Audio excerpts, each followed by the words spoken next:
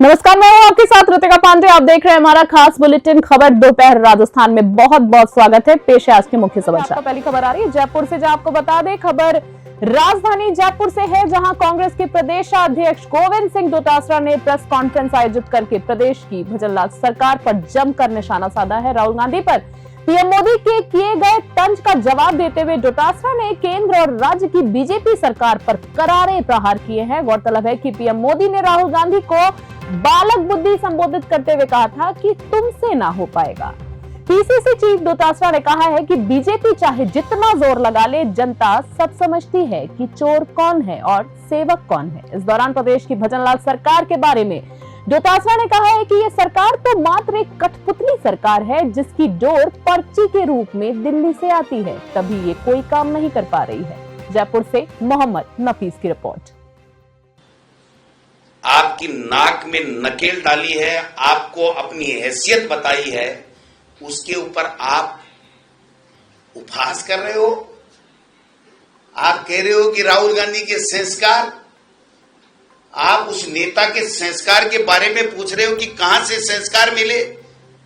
आपको पता नहीं, मैं बता दूं, राहुल गांधी को संस्कार अपनी दादी स्वर्गीय भारत रत्न पूर्व प्रधानमंत्री इंदिरा गांधी जी से, जिन्होंने देश की एकता और अखंडता के लिए अपने प्राण न्योछावर कर दिए।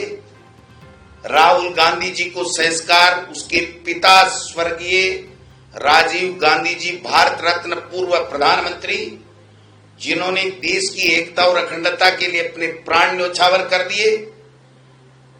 और राहुल गांधी को संस्कार उसकी माता श्रीमती सोनिया गांधी, जो त्याग की प्रतिमूर्ति, जिसके लिए देश के प्रधानमंत्री बीजेपी और नरेंद्र मोदी किसी स्तर तक भी नीचे गिर सकते हैं, उसको ठोकर मार के कहा कि मैं देश की प्रधानमंत्री नहीं बनूंगा। प्रधानमंत्री मनमोहन सिंह जी को बनाया। उस सोनिया गांधी, राजीव गांधी और इंदिरा गांधी जी से राहुल गांधी जी को संस्कार मिले हैं। और वो जो संस्कार हैं, वो जो कांग्रेस के कार्यकर्ताओं का प्यार है, वो आपके चेहरों की हवाइयां उड़ाने के लिए उस सदन में नेता प्रतिपक्ष बन चुका। आपने 10 साल बहुत मौज मस्ती कर ली, चाहे जिस पे ईडी, इनकम टैक्स, सीबीआई, चाहे जिसको बाहर निकाल दो, चाहे जिसको, यार क्या बात कर रहे हो। कानून, देश के महत्वपूर्ण, सबसे महत्वपूर्ण कानूनों को आपने बिना लोकसभा में चर्चा कराए, विपक्ष को बाहर निकाल करके आपने कानून थोपने का काम किया। राहुल गांधी जी को आपने सदस्यता खत्म कर दी और आप आज उनके एक दिन के सवालों के जवाब आप नहीं दे सके। इससे ज्यादा बात क्या हो सकती है, इससे ज्यादा शर्म की बात क्या हो सकती है। 5 मंत्रियों को उठना पड़ा, वरना तो उनके नींद ही नहीं उड़ती थी, हवाइयां उड़ने लगी। आज देश में सभी मुख्यमंत्रियों को, जो भाजपा के मुख्यमंत्री, उनको कहा गया कि राहुल गांधी जी ने कल हमको धो दिया। अब राहुल गांधी की छवि यूट्यूब से नहीं बिगड़ेगी, सोशल मीडिया से नहीं बिगड़ेगी। आप लोग माउथ मीडिया के तौर पे आप प्रचार करो और ये कहो कि राहुल गांधी गलत है, राहुल गांधी गलत बोल गया और वो हिंदू विरोधी है, हिंदू उसको मजा छिका देंगे। हिंदुओं की फ्रेंचाइजी आपके छूटी हुई है क्या? टेंडर आपके छूटे हैं क्या? हम सब हिंदू हैं, अपने आप को गौरवान्वित महसूस करते हैं ये कहते हुए कि हम हिंदू हैं। तुमसे सर्टिफिकेट की जरूरत नहीं है, तुम्हारे ठेका भी नहीं है। और इस जो आपने बेचा है ना 10 साल,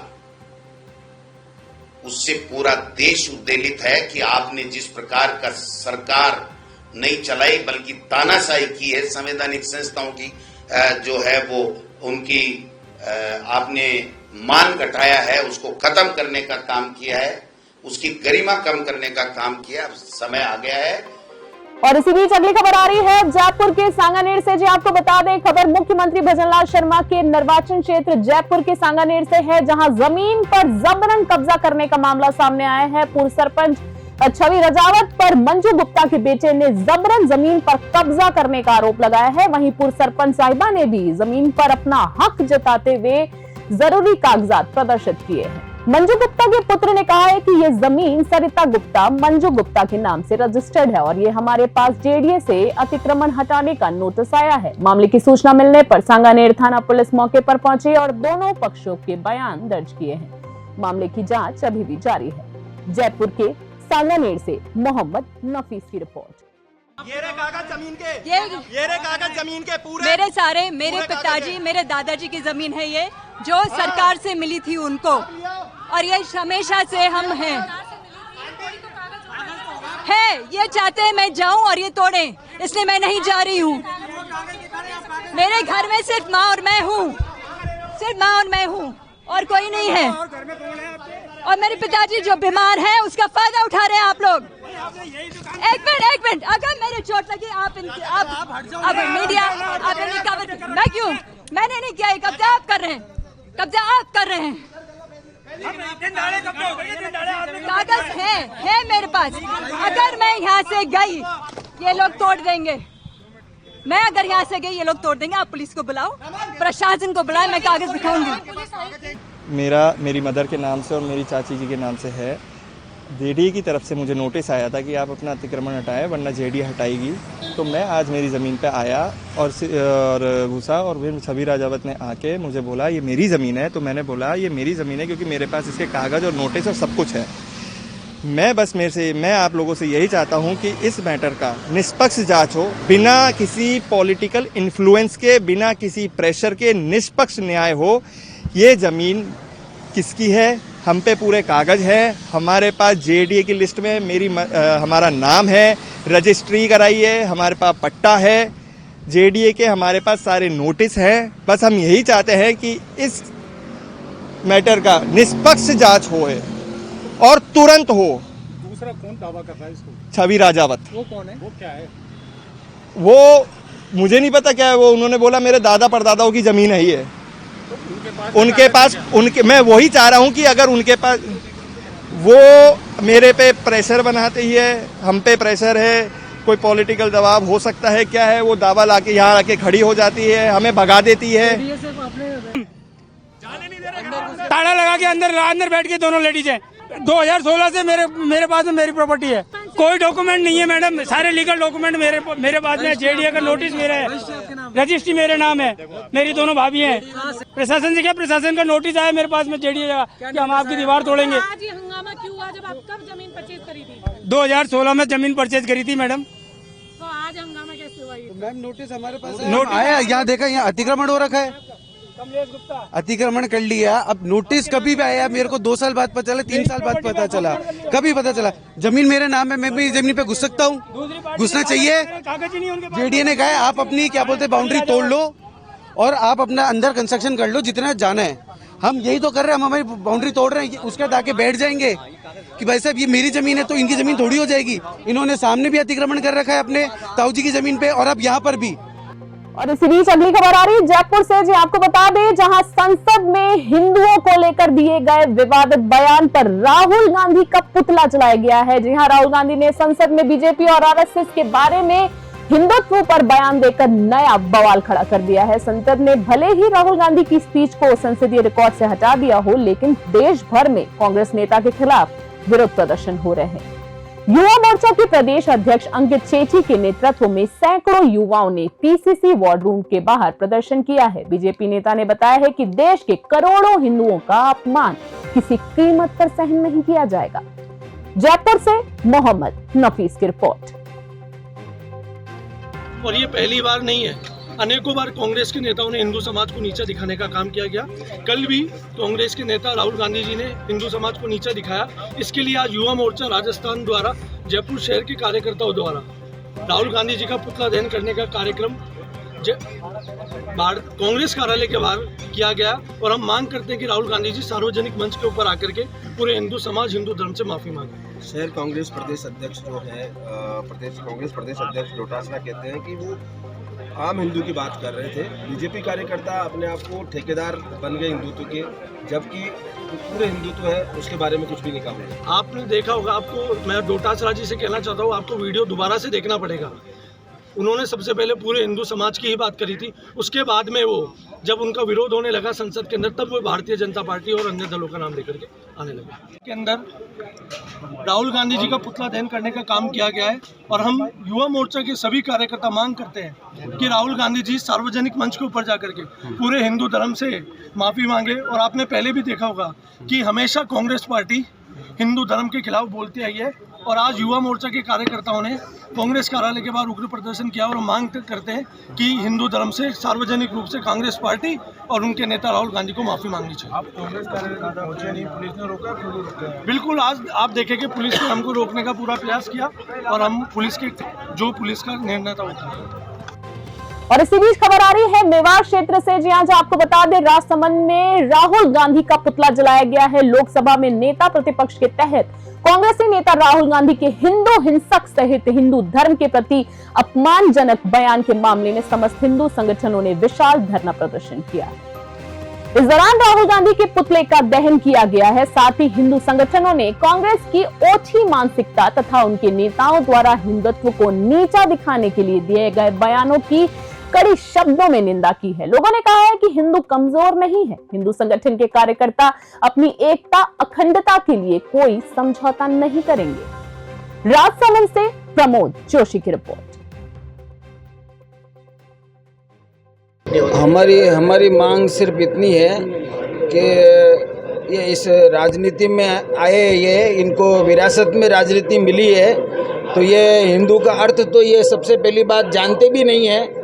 इनको पता भी नहीं कि हिंदू होता क्यों है, क्या है, क्योंकि हिंदू है ही नहीं है, ये तो मुसलमान है।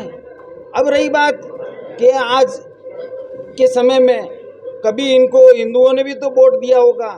ये आज जहाँ बैठे हुए हैं, जिस जिम्मेदार पोस्ट पे, वहाँ बैठ करके और इस तरीके से हिंदुओं के बारे में इस तरीके से अभद्र ये शब्द जो यूज लेने, इस तरीके से बोलने, ये शोभायमान नहीं है।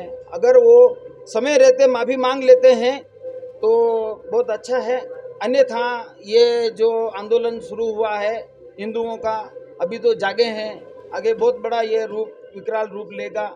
उसका सामना करना पड़ेगा इनको, फिर झुकना पड़ेगा, माफ़ी मांगनी पड़ेगी। उसके पहले ही माफ़ी मांग ले। अब वो अपनी सफाई के लिए कुछ भी बोले वो अलग बात है, बाकी उन्होंने हिंदू को हिंसक बोला है। ये आप पूरा वीडियो देख सकते हो और पूरा लाइव चला था, आपको पता हो। जो लोग लाइव देख रहे हैं उनको भी देखो। और आज जो हिंदू समाज को जो आहत हुआ है, वो आहत इसलिए हुआ है कि हिंदू समाज को उन्होंने हिंसक बोला है, जबकि उनको सोचना चाहिए कि हिंदू समाज जितना मतलब परोपकारी है, लोगों की रक्षा कर सकता है, वो हिंदू समाज ही करता है। कभी हिंसक नहीं रहा हिंदू समाज ने तो हमेशा सनातन धर्म ने जो पालना की है और वो अपने सभी जाति और धर्म की रक्षा की है उसने। उसको अगर वो हिंसक बोलते हैं, ये बहुत दुर्भाग्यपूर्ण है। और उनको उनके जो ये बयान से उनके जो पार्टी के लोग हैं उनको भी सोचना चाहिए और ऐसे जो उनको जिम्मेदारी मिली है उनसे उनको इस्तीफा दिलाना चाहिए। और इसी बीच अगली खबर आ रही करौली से। जी आपको बता दें, करौली के हिंडौन सिटी से खबर है, जहां हाथरस में हुए हादसे का बड़ा कनेक्शन सामने आया है। जी हां, हाथरस के फुलरई गांव में साकार विश्वहरि उर्फ भोले बाबा के सत्संग कार्यक्रम के दौरान हुए हादसे में हिंडौन की एक महिला गंभीर रूप से घायल हो गई है। हिंडौन के आसपास के इलाकों के करीबन 100 से अधिक लोग 2 बसों में भरकर हाथरस गए हुए थे। सत्संग समापन के दौरान अचानक हुए हादसे में मंजावर के गोपीपुरा की रहने वाली अर्चना देवी जाटव भी घायल हो गई हैं। राहत और बचाव कार्य के दौरान अर्चना को जैसे तैसे बचा तो लिया गया, उसे हिंडौन के एक निजी अस्पताल में उपचार के लिए भर्ती भी कराया गया है। प्रत्यक्षदर्शी अर्चना के पति वीर सिंह जाटव ने पूरी घटना आंखों देखा हाल बताया है। मौत के मंजर के बारे में बताते हुए वीर सिंह की आंखों से आंसू आ गए। हादसे में 122 लोगों की मौत हो गई है, जबकि 150 से अधिक लोग घायल हो गए हैं। हिंडौन सिटी से नवीन शर्मा की रिपोर्ट। सत्संग में गए थे, सत्संग चल रहा था। सत्संग बंद होने के बाद एक संग भीड़ निकली तो उसमें धक्का मुक्की से रोड के पास गड्ढा था, उसमें जाकर गिर गई। क्या हुआ था? क्या वो भीड़ में चली गई। तो इसके साथ बच्ची थी मेरे बड़े भाई की, उसको लेके उसके बचाने के चक्कर में वो तो बाहर फेंक दी और ये दोनों कर दी। तो ये कितने लोगों को नीचे दब गई थी क्या? हाँ, 4-5 लोगों को नीचे कर दी। कैसे बचा के लाए? ये पता नहीं, वहीं सेवादारों ने निकाल के उसको बाहर करके। कितने लोग गए थे आप यहाँ से? यहाँ से गए थे हम 60 बस। कितनी बसों? एक बस। तो अभी के बुलेटिन में फिलहाल इतना ही। इसी तरह के ताजा अपडेट्स के लिए देखते रहे और बने रहे न्यूज़ 21 के साथ। नमस्कार।